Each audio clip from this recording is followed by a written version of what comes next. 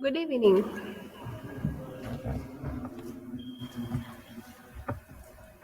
I hope you can hear me. So, in our today's lesson, we are going to look at organizational structures, and I'm going to share with you my screen and so that you can follow with me.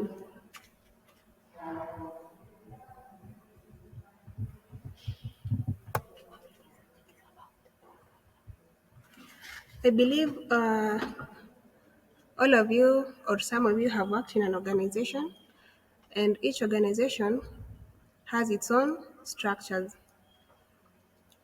So that's what we are going to discuss today. Let me share with you my screen so that you can follow.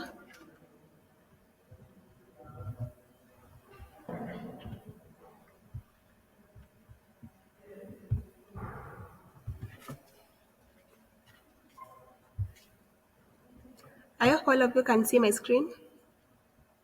Yes? Okay, we are going to start our lesson, and our objectives for today by the end of the session, you should be able to define organizational structures. You describe various types of organizational structures. You outline the advantages and also the disadvantages of each structure.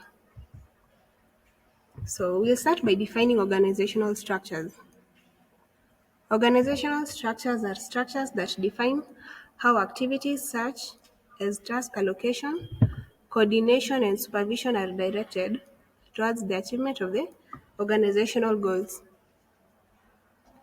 Okay, for task allocation, I believe in every organization we have different departments, we have different people working there, and every person in the organization is given a different kind of task to perform depending on the abilities of the person and the skills. Coordination, we have different departments, and for every organization to perform well, there, there must be different departments who work together to achieve the common objectives. So, we have different types of the structures, and they include hierarchical structures, we have flat organization structures, we also have matrix organizational structures and network organizational structures. We'll start by looking at hierarchical structures. This type of structure follow a layout of a pyramid. I believe you all know how a pyramid looks like. It has a shape like a cone. It's cone-like shape, and at the top of the structure, we have the CEO, and under the CEO, we have the staff.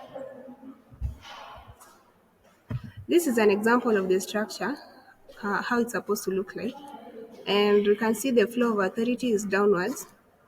At the top, we have the CEO, and then we have the managers, and then the assistant managers, and then the staff. Here, the staff report to the assistant managers, and the assistant managers report to the managers, and then the managers report to the CEO. So some of the advantages of these structures, employees recognize defined levels of leadership. As you have seen in the structure, we have different levels. We have the CEO, the managers, the assistant managers. Every person in the organization has clearly defined roles within the organization. We can also say employees narrow their field of focus and become experts in specific function. This is because every employee performs different tasks and they specialize in whatever they do best. Some of the disadvantages, we can say that there's rivalry between departments, which may inflame as each departments make decisions that benefit its own. There's increased bureaucracy, often hinders organization speed to change. And then we also have salaries for multiple layers of management, increase an organization cost. You can see that every department has its own. For example, every department has its own manager, which breaks down so many leadership levels, and the cost for management will definitely increase. Let's look at flat organizational structures. It's a structure that, with few or no levels of management between management and staff employees. Okay, in this type of structure, it's only suitable for organizations which are small, which are growing. It cannot be effective in a large organization because there are no levels of management. And yes, some of the advantages, it elevates employees' level of responsibility in the organization. Okay, in this type of organization, all employees, they don't perform a different tasks. They, okay, whatever work is given, that's what they'll do. There's no specialization in this kind of structure. It also removes excess layers of management and improves coordination and speed of communication. We can also say it in eliminating salaries of mid-level management reduces budget costs.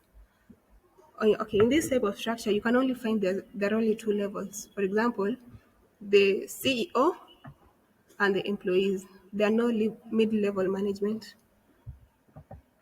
Some of the disadvantages you can say employees often lack specific boss to report to, which may create confusion among management. It tends to produce a lot of generalists but not specialists. Okay, this is where employees, okay, we've said employees perform different tasks.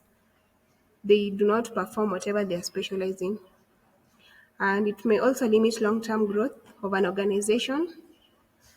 Large organizations struggle to adapt it unless it's divided into smaller units. I believe we've said that this type of organization is only effective for small organization. So to summarize our lesson, for a smaller company, it is economical to adopt flat organizational structure due to smaller budget costs that results from elimination of mid-level management. However, proper communication channels should be established to reduce confusion and improve communication. So this marks the end of our lesson today. I'll send my assignment to your class rep. Yes, thank you.